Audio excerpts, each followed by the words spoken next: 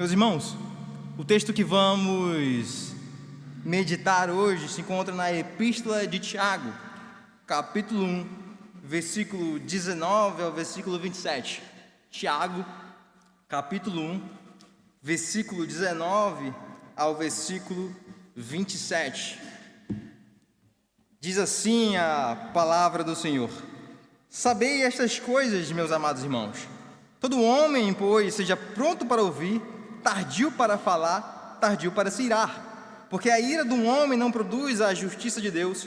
Portanto, despojando-vos de toda impureza e acúmulo de maldade, acolhei a mansidão, a palavra em vós implantada, a qual é poderosa para salvar a vossa alma.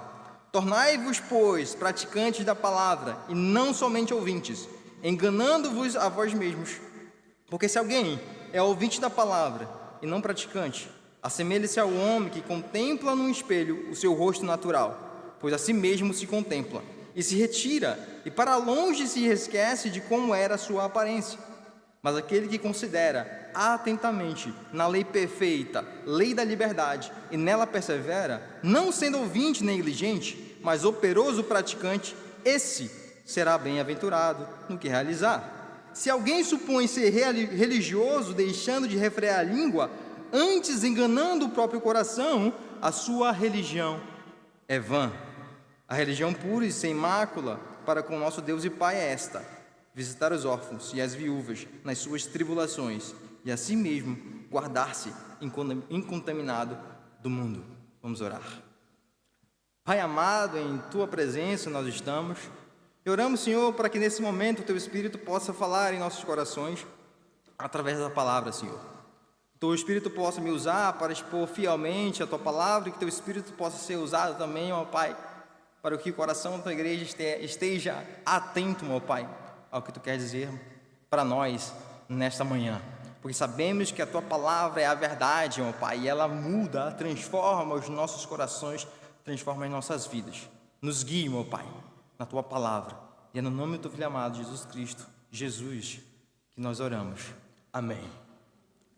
Meus irmãos, a Epístola de Tiago não foi escrita pelo irmão de João, Tiago, mas foi escrita pelo meio-irmão do nosso Senhor Jesus Cristo. E Tiago, ele era líder da igreja em Jerusalém.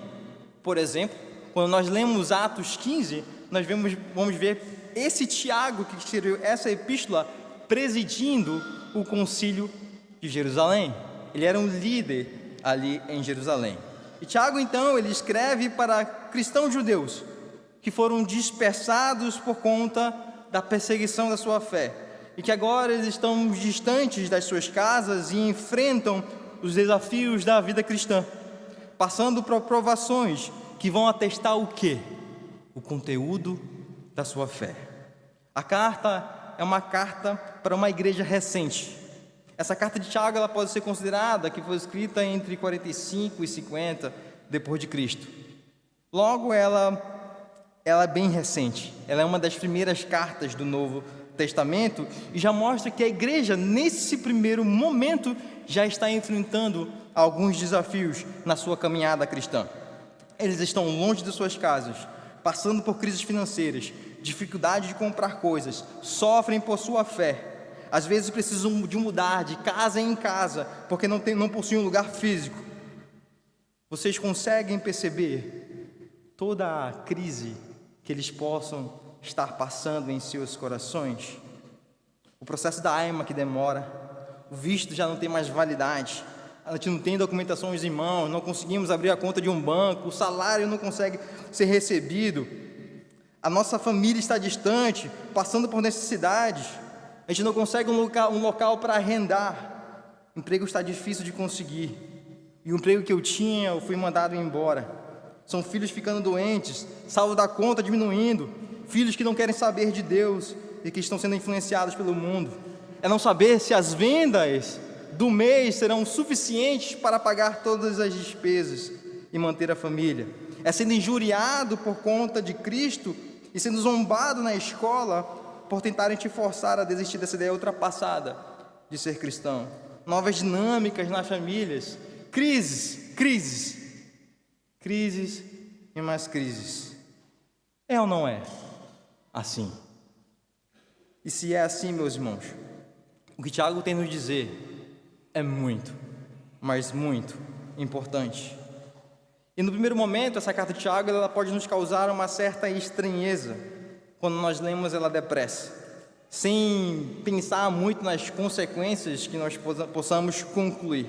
Porque Tiago vai falar de uma justificação pelas obras. E sem demora podemos concluir que a salvação ela vem por meio daquilo que nós fazemos. Mas se chegarmos a essa conclusão precipitada, nós estaríamos contrariando o próprio ensinamento de Paulo aos Romanos, que fala que a justificação ela vem somente pela fé. Então as perguntas que nós deveríamos fazer é: o que Tiago de fato acredita e o que ele está argumentando e quer trazer para a igreja e para nós em sua carta? Tiago, então, ao lermos toda a sua epístola, ele vai mostrar que ele crê de fato que a salvação ela vem por meio da fé em Cristo Jesus. E essa fé vem por meio de Deus. Versículo 18 vai dizer isso. Bem como a mudança em nossos corações, como diz o versículo 21, ela é implantada em nós.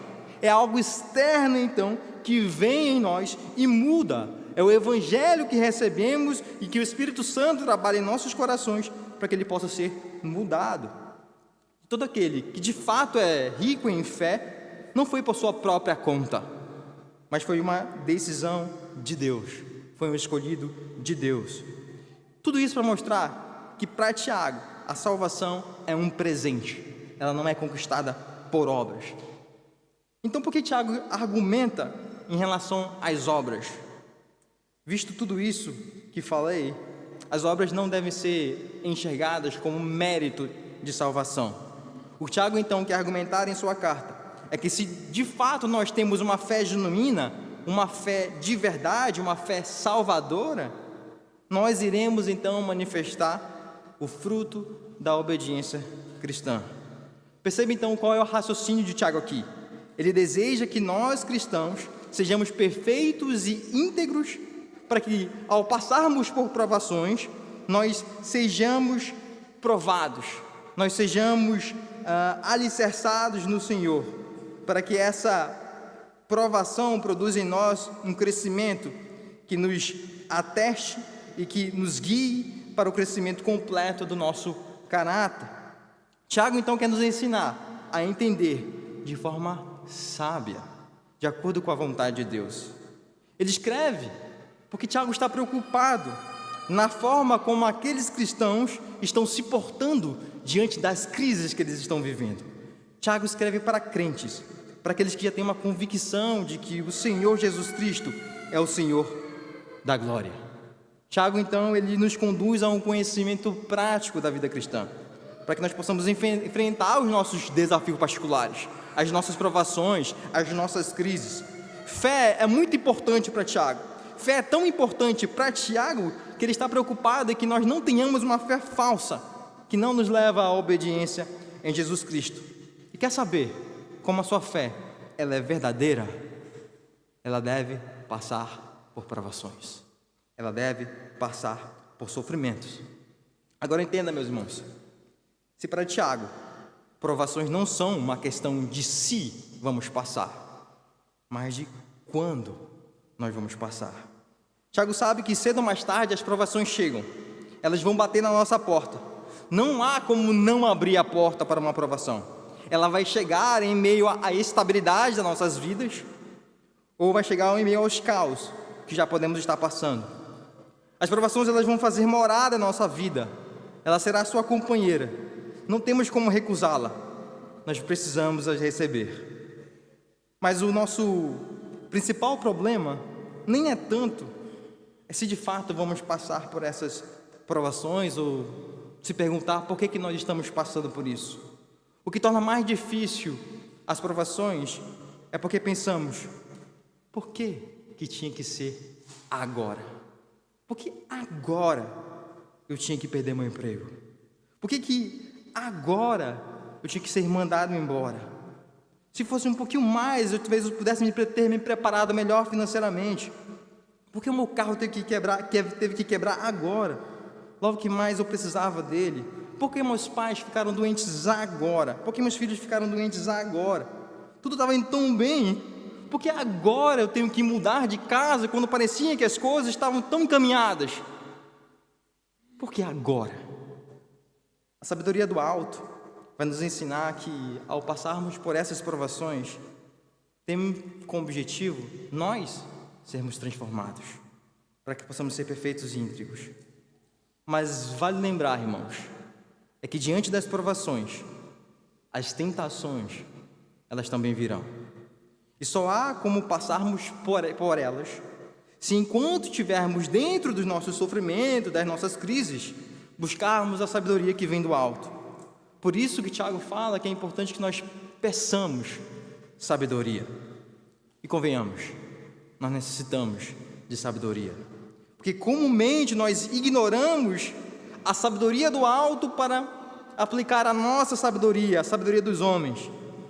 E precisamos dela urgentemente, pois é pela falta da sabedoria do alto que, quando estamos passando por provações, buscamos qualquer justificativa para aprovar os nossos maus comportamentos.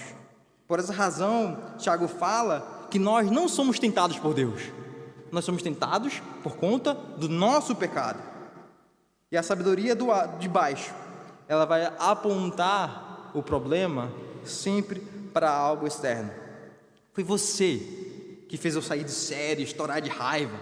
Se você fizesse sempre o que eu mando, eu não reagiria assim. Se você fosse uma esposa melhor, até eu poderia te tratar de forma diferente. Mas como você não é, eu trato como você merece. Tudo é culpa dos meus pais que não me amaram como deveria ser amado. Se ele fosse menos lerdo no trânsito, eu não precisaria agir desse jeito. Se minha esposa me procurasse mais, eu não teria começado a ver conteúdos adultos na internet. Eu agi assim por culpa dele, por culpa dela. Foi culpa do meu marido, foi culpa da minha esposa, foi culpa dos meus filhos, foi culpa daquilo, foi culpa por conta de qualquer outras coisas. Entre as linhas, dizemos que foi por culpa de Deus, porque se não tivéssemos passando por isso ou por aquilo, nada teria acontecido. Sempre parece ser algo externo, não o que está dentro dos nossos corações. Não, meus irmãos, não. Tiago mostra que tudo isso vem de dentro de você, da cobiça do seu pecado. E sem a sabedoria que vem do alto, nós seremos muito rápidos, em meio às provações, buscarmos justificativas externas para aprovarmos os nossos comportamentos. Tiago mostra que o oposto do homem que não tem fé é o homem que não possui a sabedoria do alto. É aquele que tem a mente dividida, que não é comprometido com Deus e que, portanto, é instável em todos os seus caminhos. Richard Bachman vai dizer o seguinte: a razão pela qual as orações dos mente dividida não são respondidas é que essas pessoas oscilam entre confiar em Deus e olhar para outro lugar. Elas não querem verdadeiramente de todo o coração o que pedem. Fecha aspas. Não queremos, irmãos. No fundo, nós achamos que resolvemos a situação melhor do que Deus, ao mesmo tempo que pedimos que a vontade dele seja feita. Nossos corações desejam ardentemente que o que Deus faça esteja de acordo com as nossas vontades, ao invés de nós percebermos e aceitarmos o que de fato necessitamos. Senhor, preciso que me guie no seu caminho.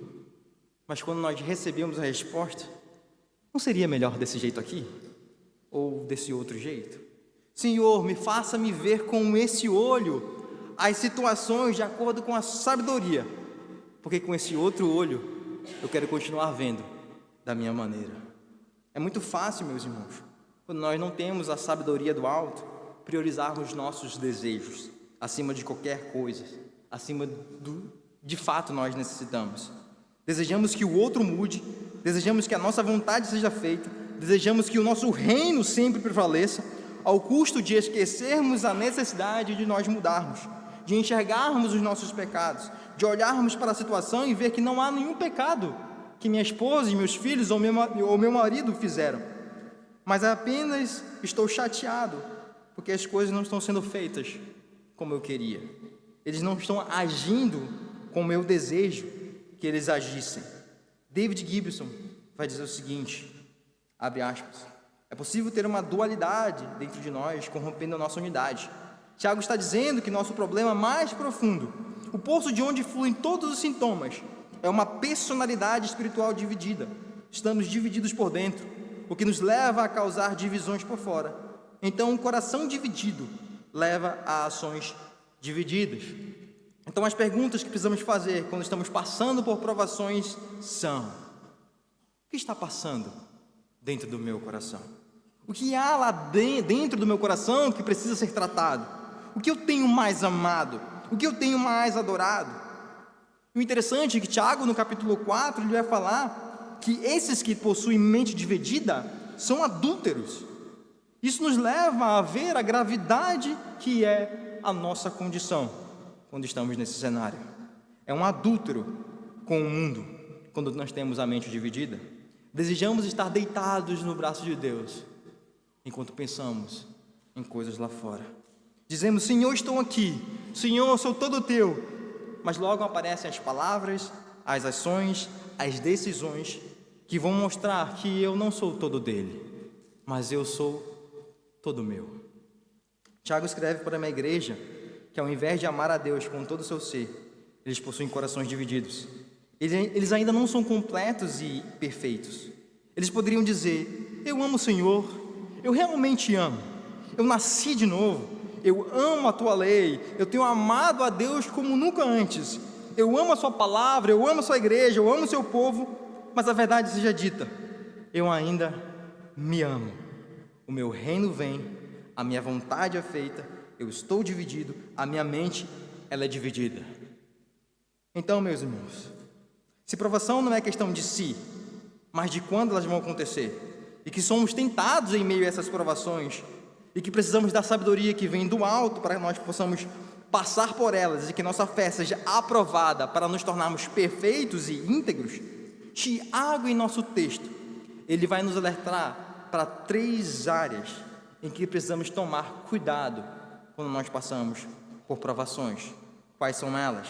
Versículo 19: sabei estas coisas, meus amados irmãos, todo homem, pois, seja pronto para ouvir, tardio para falar, tardio para se irar. É no meio das provações, é no meio das crises que vamos ser tentados a não querer ouvir ninguém. Nossa boca será aberta apenas para falar todas as nossas indignações, as nossas reclamações de como estamos certos e de como o outro está errado. A nossa ira tomará o controle de nós e estaremos descontrolados emocionalmente quando nossos desejos forem contrariados. Então Tiago vai expor cada uma dessas áreas. Versículos 20 e 21, a primeira delas: porque a ira do homem não produz a justiça de Deus.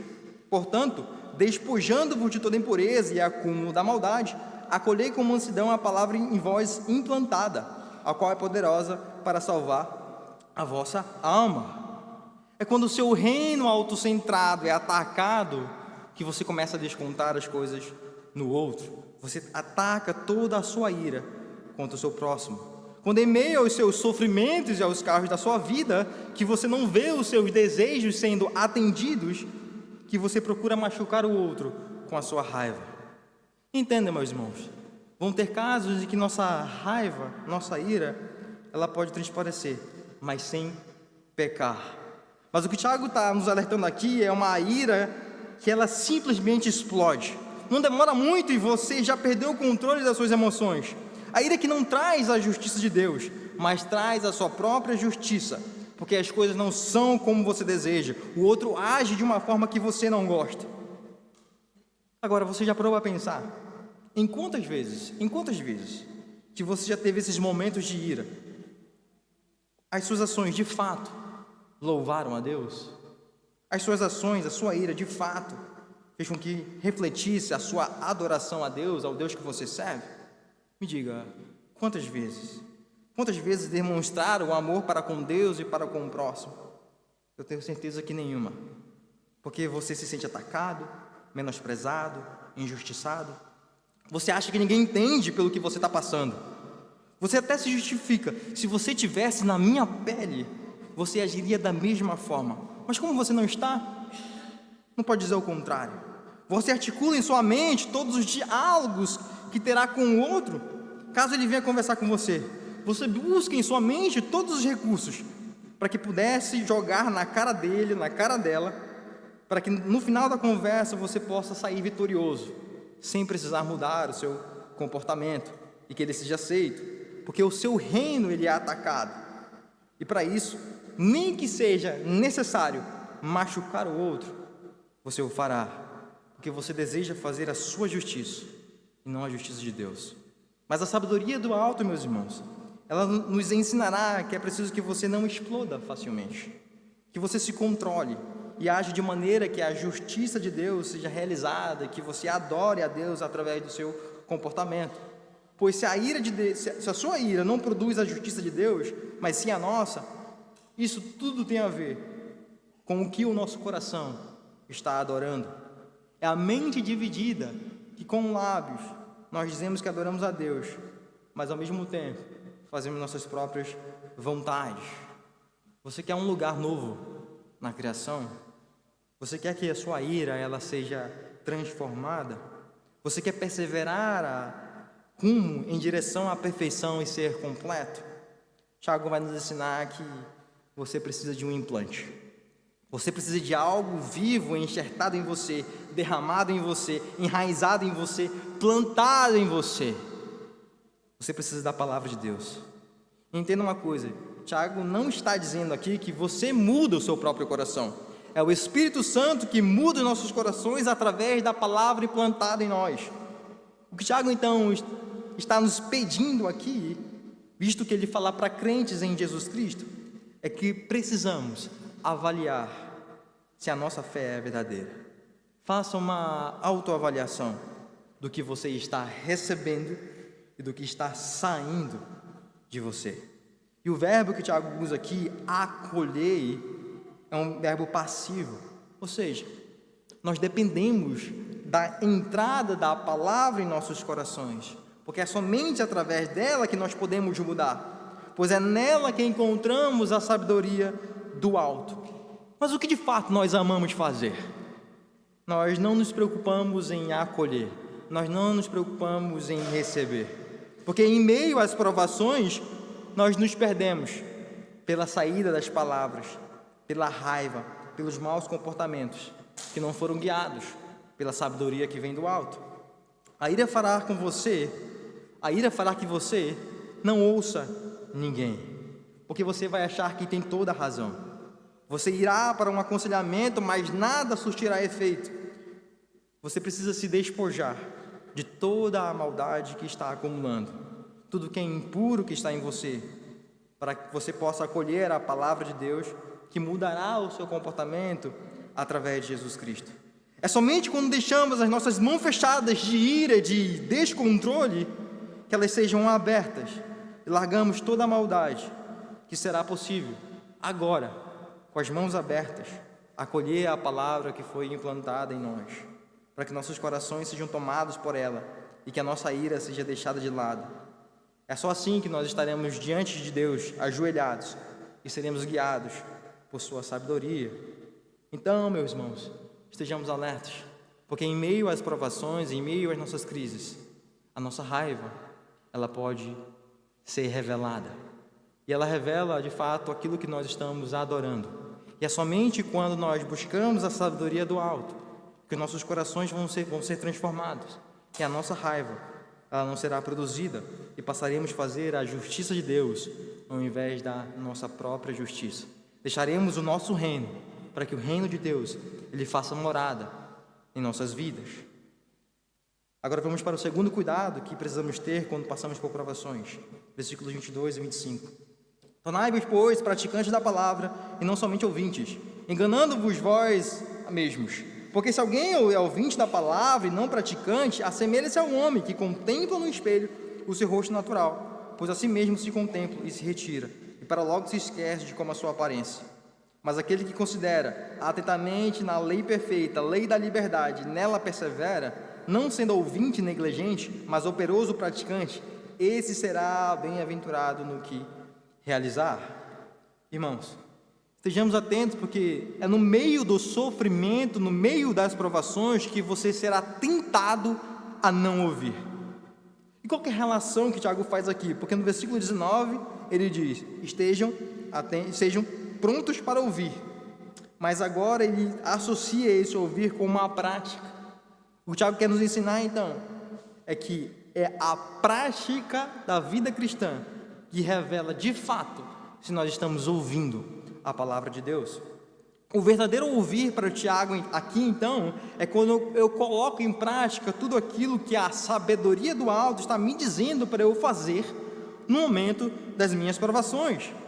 Para Tiago, ouvir a palavra e ser praticante dela é um pacote, é um combo perfeito.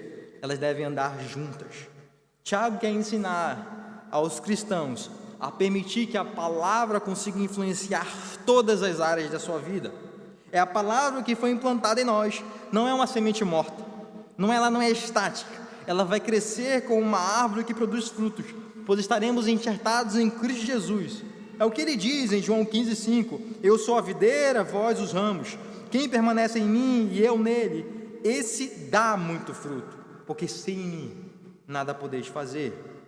Existe então, meus irmãos, um grande perigo em nós estarmos ouvindo, mas não praticando a palavra de Deus. E Tiago novamente reverbera os próprios ensinamentos do nosso Senhor Jesus Cristo. Querem saber como? Mateus 7, 24, Mateus capítulo 7, versículo 24 a 27, vai falar sobre a parábola do prudente e do insensato. Diz assim: todo aquele, pois, que ouve estas minhas palavras e as pratica, será comparado a um homem prudente que edificou a sua casa sobre a rocha. E caiu a chuva, transbordaram os rios, sopraram os ventos e deram ímpeto contra aquela casa, que não caiu, porque fora edificada sobre a rocha. E todo aquele que ouve essas minhas palavras e não as pratica, será comparado a um homem sensato, que edificou a sua casa sobre a areia. E caiu a chuva, transbordaram os rios, sopraram os ventos e deram com ímpeto contra aquela casa, e ela desabou, sendo grande a sua ruína. Existe aquele que é prudente, pois ele possui a sabedoria do alto, que o leva a construir toda a sua vida a pôr em prática a palavra de Deus. Ao contrário daquele que é insensato, que busca a sua própria sabedoria, a sabedoria dos homens, a sabedoria de baixo, que apenas ouve, mas nada muda em sua vida. Meus irmãos, nós precisamos desesperadamente da sabedoria do alto, porque nós somos lerdos, preguiçosos, ignorantes, tolos e amamos mais o nosso reino. Precisamos muito, mas muito, da sabedoria que vem do alto. Então peça, meus irmãos, peça sempre. E a gente falha em pedir. Nós não pedimos constantemente, mas peça. Pois não adianta somente ouvir a palavra, é preciso praticar. É a prática que nos levará em direção ao verdadeiro comportamento e ao verdadeiro comprometimento com Deus.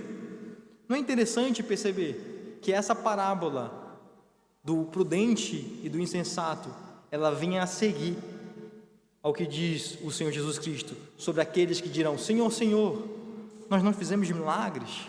Senhor, Senhor, nós não te conhecemos. Jesus Cristo vai dizer: eu nunca vos conheci. Por que eu nunca vos conheci? Porque vocês não são homens prudentes, vocês são homens sensatos, que vocês somente ouvem, mas não praticam a palavra de Deus. O que Jesus nos ensina é: não sejam tolos que somente ouvem e não praticam, pois são eles que continuarão em sua iniquidade, e no fim dos tempos os seus lábios, embora digam Senhor, Senhor, eu nunca vou os conhecer. Mas seja como um homem prudente que conhece e pratica os meus mandamentos. Ao só ouvirmos as palavras, seremos como um tolo, que ao mesmo tempo que constrói a sua casa na areia, acredita que estar todos os domingos louvando e dizendo o nome do Senhor, mas que durante a semana a sua vida prática não revela que a palavra foi implantada em seu coração, pois ela não manifesta os seus frutos. Tiago então critica aqui um conhecimento que é apenas teórico, que não causa impacto na sua vida diária, que não muda o seu comportamento. Esse tipo de fé não direciona você a amar a Deus, ou amar ao próximo. Tiago nos mostra que isso não é fé, é mero conhecimento intelectual disfarçado de fé. São nas provações que os nossos verdadeiros amores serão revelados. Nós vamos descobrir o que de fato nós amamos mais do que a Deus. Em Deuteronômio 8:2 diz: recordar-te-ás de todo o caminho pelo qual o Senhor teu Deus te guiou no deserto estes 40 anos, para te humilhar, para te provar, para saber o que estava no teu coração, se guardarias ou não os meus mandamentos. Perceba então que Tiago mostra que há uma diferença entre ouvir e não praticar. E no meio disso está o comprometimento do nosso coração, em que a fidelidade do nosso coração está enraizada. Não ouvimos corretamente porque no fundo nós não queremos. E não queremos porque no fundo nós não estamos comprometidos com a palavra de Deus. E é um grande desafio que o Tiago traz para nós aqui. Porque Tiago escreve para uma igreja que tem fé, que ama o Evangelho. A teologia na igreja oferecida é um culto ortodoxo. A precisão doutrinária perfeita, inigualável. Essa igreja ama ouvir as pregações. Seus membros amam a Bíblia. Parece até uma igreja presbiteriana. Eles amam ouvir. Mas o que o Tiago está argumentando aqui é que eles não estão praticando o que as Escrituras estão dizendo. E a conclusão de Tiago é simples: comportamento, fé sem obras, fé sem vida, você está morto. Você não está vivo, você está morto. E ele vai comparar ao homem que se olha no espelho, mas logo quando sai, se esquece da sua imagem. Eu não sei quantos de vocês aqui já pintaram uma casa. Eu já pintei a minha casa, já pintei e ajudei alguns amigos a pintarem. No final do dia, quando você termina toda a sua obra, particularmente eu, é mancha de tinta para todo lado. Os meus óculos ficam cheios de respingos de tinta, meus braços ficam com tinta, meu rosto, meu cabelo. No final do dia, eu vou até o espelho e vejo todos aqueles traços de tinta. Eu vejo aonde que eu preciso tirar, que eu preciso lavar, e eu vou por banho. O natural é você tirar toda a sua sujeira. Mas se fosse o contrário, se você olhasse o espelho, você visse todos os traços de tintas e você simplesmente as ignorasse, tenho certeza que quando você fosse para a cama, a sua esposa não iria ignorar. Tu não viu essas manchas, não? Está todo sujo. Volta para o banheiro, vai tomar banho. A questão é, quem você acha que de fato faz isso? Quem ouve a Bíblia, escuta, entende o que Deus está dizendo e vai embora e não faz nada? Nós não faríamos isso, certo? Ou faríamos? Afaste-se de toda impureza e maldade desenfreada. Quem iria ignorar isso? Visite os órfãos e as viúvas em suas aflições, cuide dos necessitados. Nós fazemos tudo isso, correto? Não fale mal um dos outros. Você já fez isso? Não crie contenda entre irmãos. Acredito que nós não fofocamos. Filhos, obedeceis vossos pais no Senhor, pois isto é justo. Que filho não obedeceria a isso? Somos assim em nossas provações. Ouvimos, mas esquecemos. Porque tudo tem a ver com o comprometimento com o nosso Senhor. E nós vivemos uma época onde as pessoas parecem fugir do comprometimento. Tudo é uma dificuldade, tudo parece ser muito complicado, qualquer mínimo parece ser um grande sacrifício. Achamos tão difícil chegarmos no horário e prestarmos atenção na palavra que o nosso pastor está dizendo. Ao mesmo tempo que nós estamos aqui dentro, estamos lá fora. Nossa mente dividida anseia para que isso acabe logo. Está cansativo demais. Não consigo focar na mensagem por muito tempo. Se ao menos a mensagem fosse rápida. Talvez era melhor ter ficado em casa, assistindo no aconchego do meu sofá ou da minha cama. Para onde nós vamos passear depois do culto? Será que dá tempo de almoçar naquele lugar que nós gostaríamos? Mas o pastor precisa terminar rápido essa mensagem. Eu não preciso ouvir essa mensagem. Meu problema não é esse. Meu problema é dinheiro. Se ao menos eu tivesse um pouquinho mais, até eu conseguiria ficar muito mais tranquilo e focar direito no culto. Esse pastor não sabe o que está falando. Se ele morasse com o meu marido e com a minha esposa, ele saberia o que eu estou passando. Mas como ele não sabe, ele fica falando besteira. E outro, tem pessoas aqui que nem têm filhos e querem me ensinar sobre criação, aí não, né? Perceba, meu irmão e minha irmã, que você já parou a pensar, por um simples instante, que o motivo de não conseguir prestar atenção na mensagem, de não conseguir estar em corpo e em espírito aqui, em adoração ao Senhor, e quando ouve a palavra, mas simplesmente começa a ignorar ou criar justificativas, não seja porque você não tem um coração comprometido com o nosso Senhor. E o interessante é que quando nós lemos o livro de Juízes, toda vez que Israel se esquecia do Senhor e cada um fazia o que era certo aos seus próprios olhos, Israel era entregue para os seus inimigos. Isso acontecia porque revelava a infidelidade do coração do povo de Deus. Um coração que não é comprometido facilmente esquecerá do Senhor durante a semana e agirá de forma que acha certo. Não agirá com a sabedoria que vem do alto. Quando você olha para a Bíblia e ouve, você não está apenas vendo você, o quão ruim você é, mas você também está vendo a perfeição daquele que deu a lei. Porque Deus revela o seu caráter através da sua lei. Deus revela o que Ele ama, os seus padrões e a sua lei. E a sua lei, ela é perfeita. Ela é perfeita porque aquele que dá é perfeito. Não mate, não cobice, não cometa adultério, honre seu pai e sua mãe, lembre-se do dia do sábado, e santifique. Esses são imperativos morais que revelam um Deus perfeito e uma vida perfeita, se pudéssemos vivê-la. Nós temos a Bíblia, nós amamos sua palavra, olhamos no espelho, mas a ignoramos. Existem poucas tragédias maiores na vida do que esta, pois o agir na palavra de Deus, fazendo o que ela diz, é o único caminho para que possamos viver no poder e na bênção para o qual nós fomos criados. Versículo 25 vai dizer: mas operoso praticante, esse será bem-aventurado no que realizar. Praticar a palavra faz você florescer, faz você ser contente, inteiro, justo, rumo à perfeição. E a postura nós, como crentes, é se deleitar no Senhor, tanto de dia quanto de noite. É o que o Salmo 1 vai dizer: bem-aventurado o homem que não anda no conselho dos ímpios, não se detém no caminho dos pecadores, nem se assenta na roda dos escarnecedores.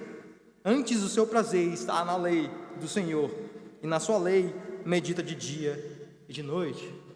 Algumas aplicações, ou melhor, algumas perguntas. O quanto das Escrituras você procura aprender para aplicar na sua vida? Como que você quer tomar as melhores decisões se não tem tempo de aprender das Escrituras?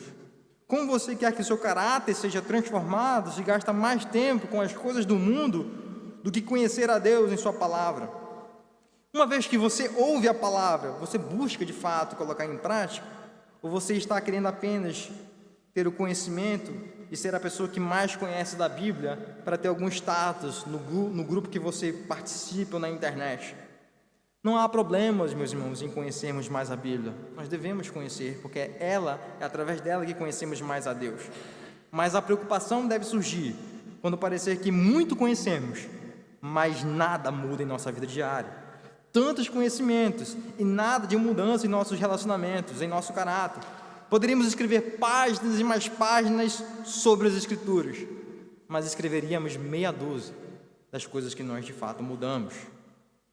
A verdadeira mudança passa pelo fato de nós amarmos as Escrituras, mas também praticá-la. Quantas vezes afirmamos que conhecemos a palavra, mas não nos importamos com o outro irmão? Quando não recorremos às suas necessidades, quando continuamos com as fofocas, quando mentimos em casa para nossos pais, não obedecemos nossos pais, quando desejamos uma vida perfeita e sem problemas, mas gastamos todas as nossas energias buscando ter mais dinheiro, mas não queremos fazer o mínimo pelo reino de Deus. Quando afirmamos com nossas bocas que Deus tem o controle sobre todas as coisas, mas colocamos debaixo dos nossos braços um plano, porque talvez Deus possa falhar. Quando deveríamos ter um amor sacrificial pelas nossas esposas, mas não estamos dispostos a abdicar um tempo nosso que chamamos de qualidade. Quando você sabe que seu marido deveria ser a sua liderança, mas você insiste em querer tudo do seu jeito, e você fica com raiva quando é contrariado e o seu desejo não é atendido. Quando você está irado e você age de forma rude com seu marido, sua esposa e seus filhos, desprovendo palavras cruéis, por achar que é a única pessoa que está certa na situação, somado à sua falta de paciência, que desaparece a qualquer momento, quando as coisas saem do controle. As provações, elas vão revelar os tesouros dos nossos corações. Não seja insensato em ignorar a palavra de Deus, o que ela está dizendo, para que você faça enquanto estiver passando por essas provações. Seremos tentados em sermos seletivos naquilo que estamos ouvindo. Quantos de nós, quando estamos em crises, nós ouvimos atentamente somente aquilo que o pastor está dizendo que vou ser usado ao meu favor, para quando eu chegar em casa, eu conseguir jogar na cara da minha esposa, dos meus filhos, dos meus maridos, tudo aquilo que eu colhi da mensagem e que foi seletivo. Não seja enganado em achar que as provações que você está passando são para que Deus revele o quanto de potencial você tem. Que você lembre de quanto você é forte ou quanto você é belo e que desperte o que há de melhor em você. Alguém pode chegar em você e dizer: não se preocupe. Não se preocupe pela aprovação que você está passando. Não se preocupe pela crise que você está passando. Deus quer tirar de você a sua melhor versão. Não, meus irmãos. Não há como tirar algo de melhor daqueles que não têm nada de bom. Deus não quer despertar o que há de melhor de você. Ele quer remover tudo que está mal dentro de você e precisa ser eliminado para que seu caráter seja transformado e perfeito. Por isso que as provações são como o fogo purificador que removem as impurezas dos nossos corações. Tenha atenção, meus irmãos, porque quando as provações chegarem, nós seremos tentados a não querer ouvir ninguém. Nós seremos tentados em sermos seletivos naquilo que nós estamos ouvindo. Nós seremos tentados em achar que nós podemos ser santos por conta dos nossos sofrimentos. Não podemos e não praticamos a palavra do Senhor. Tiago nos ensina que a sabedoria do alto vai nos ensinar que em meio às provações, o que mais temos que fazer é ouvir a palavra e praticar, porque é assim que nós iremos perseverar e iremos ter o nosso caráter transformado, perfeito, como o nosso Senhor Jesus Cristo deseja. E a última área no qual devemos ter cuidado é a fala. Porque muitas vezes, diante das nossas provações, nós falamos demais. É o que nós mais queremos falar quando nós estamos passando por dificuldades. É o uso da nossa fala de forma pecaminosa. Versículo 26, 27. Se alguém supõe ser religioso, deixando de refrear a língua, antes enganando o próprio coração, a sua religião é vã. A religião pura e sem mácula para com o nosso Deus e Pai é esta: visitar os órfãos e as viúvas nas suas tribulações, e assim mesmo guardar-se incontaminado do mundo. É uma marca particular dos nossos pecados, é que nós somos capazes de reivindicar tanto conhecimento de Deus, mas ao mesmo tempo continuamos falando mal do outro, que é a imagem de Deus. É como se os outros nos ouvissem e pudessem dizer: você realmente não conhece a Deus. Ou numa visão moderna: rapaz, tu não é crente não. Nós medimos a nossa religião de acordo com a igreja que nós frequentamos, com a denominação que nós fazemos parte, quem é o nosso pastor, como nós ofertamos. Mas o que o Tiago está dizendo aqui é: deixe-me ouvir as suas palavras, e então eu vou dizer o que a sua religião de fato ela vale.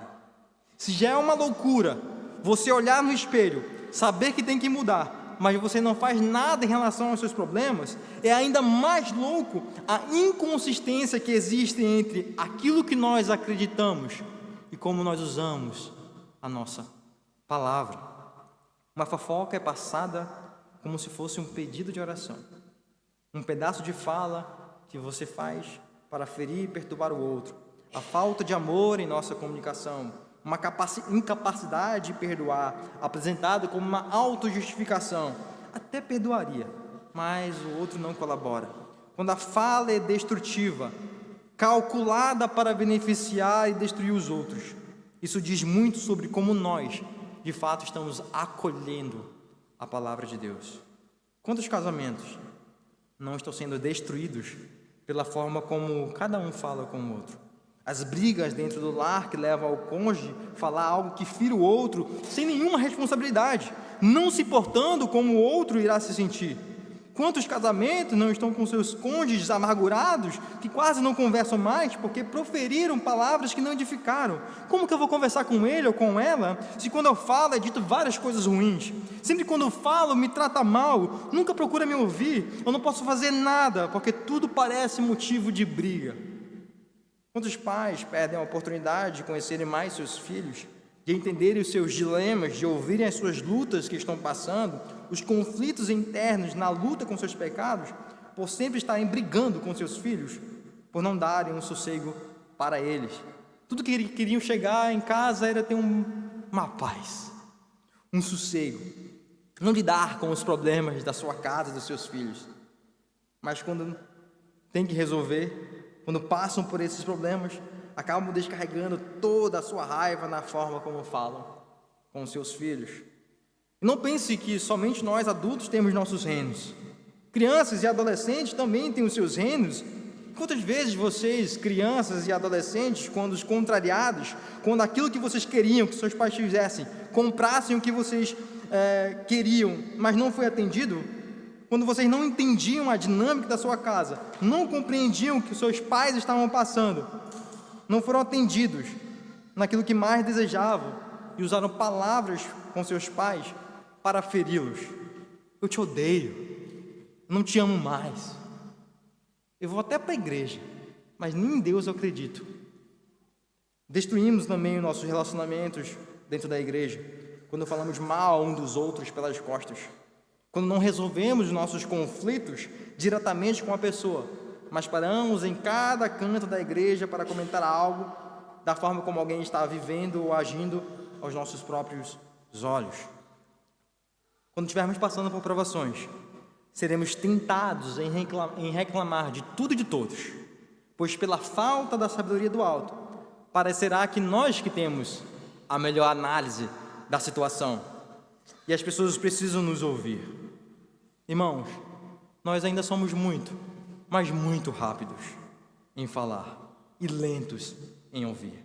Achamos que a nossa religião ela é visível dentro da igreja, mas na verdade a nossa verdadeira religião está em nossos relacionamentos diários, onde nem todo mundo está vendo. Nós precisamos refletir sobre como nós estamos usando a nossa língua, pois durante a aprovação será muito fácil não olharmos para nós, mas vamos querer falar mais dos outros.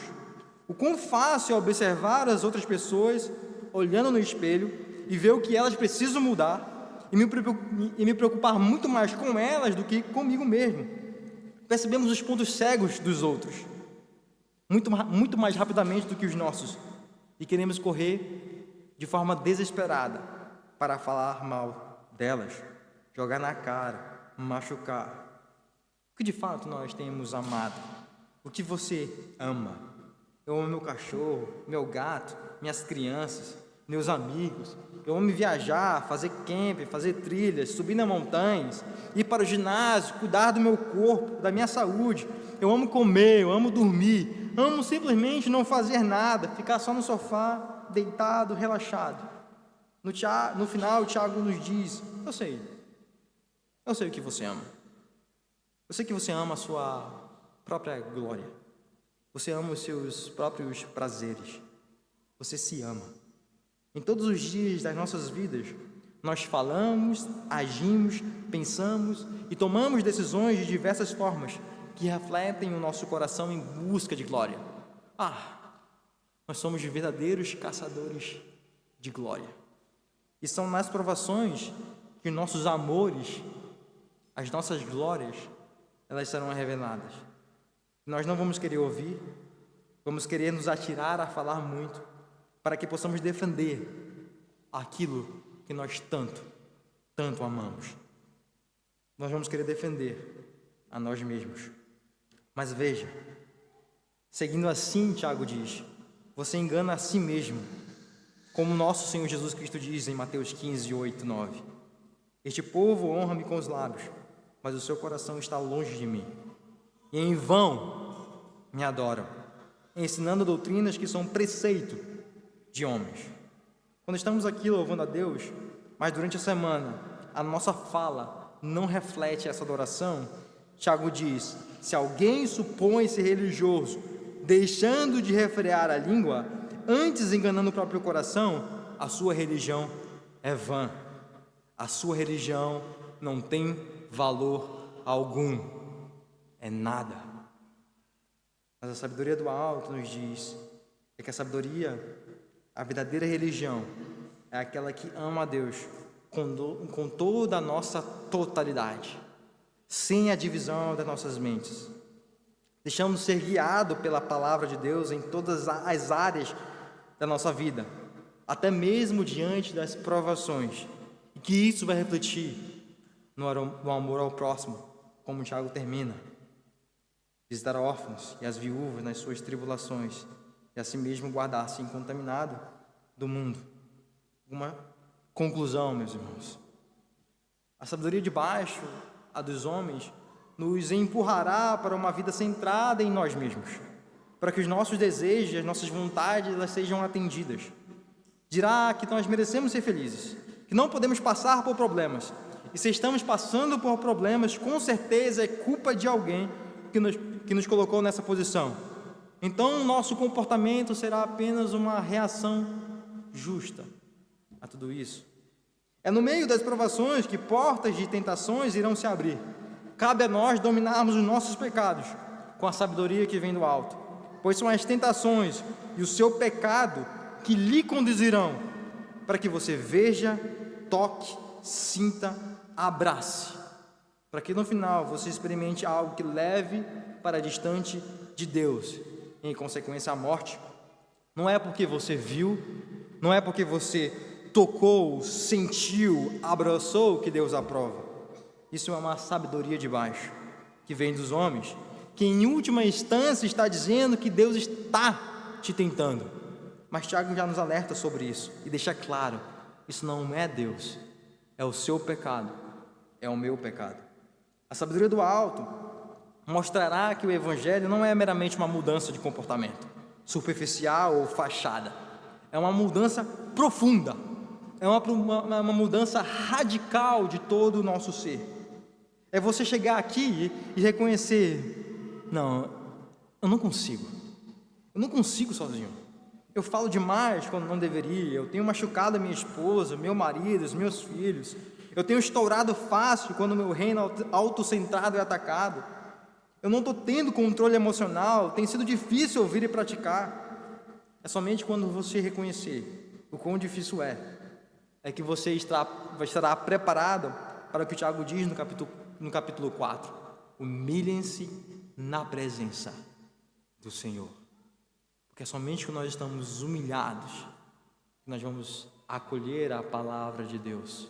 E essa palavra de Deus irá ser implantada em nossos corações.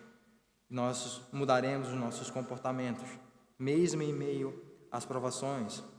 Pois é somente através da palavra implantada em nós que Deus trabalha a sua verdade em nós, ao mesmo tempo que nos diz para vigiar a nossa fala, as nossas ações, os nossos hábitos, o nosso comportamento. E com o tempo, a sua palavra mudará as nossas ações e nos farão crescer em perfeição.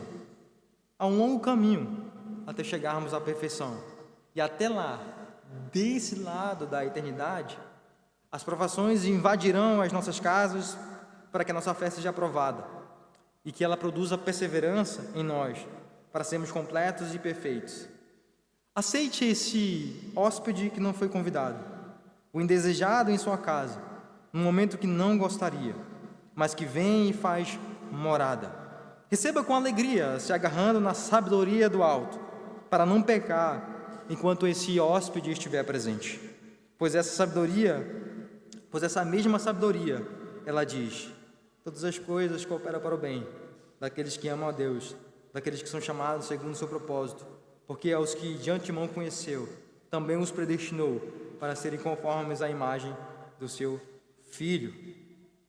Conversando com o pastor Léo um dia desses, ele me perguntou: o que de mais importante e valioso pode acontecer para uma pessoa que já é crente? E eu disse: ter a Cristo. E ele me respondeu: mas se você é crente, você já tem a Cristo. E ele continuou: o mais importante e mais valioso que pode acontecer depois que uma pessoa tenha Cristo é que ela seja transformada e conformada na imagem daquele que é perfeito, o nosso Senhor Jesus Cristo. Deus, Ele quer remover tudo de mal em você, para que você seja conforme a Cristo. Deus é perfeito, Ele não simplesmente nos tira de onde está e nos deixa de viver de qualquer maneira. Ele, ao mesmo tempo que nos dá a Cristo, Ele trabalha em nós para que sejamos conforme a imagem do Seu Filho, para que sejamos perfeitos e íntegros e não tenhamos a nossa mente dividida. Lembre-se disso, meus irmãos, nos momentos das suas provações, das crises que estiverem passando, dos sofrimentos da nossa caminhada cristã. Vamos orar.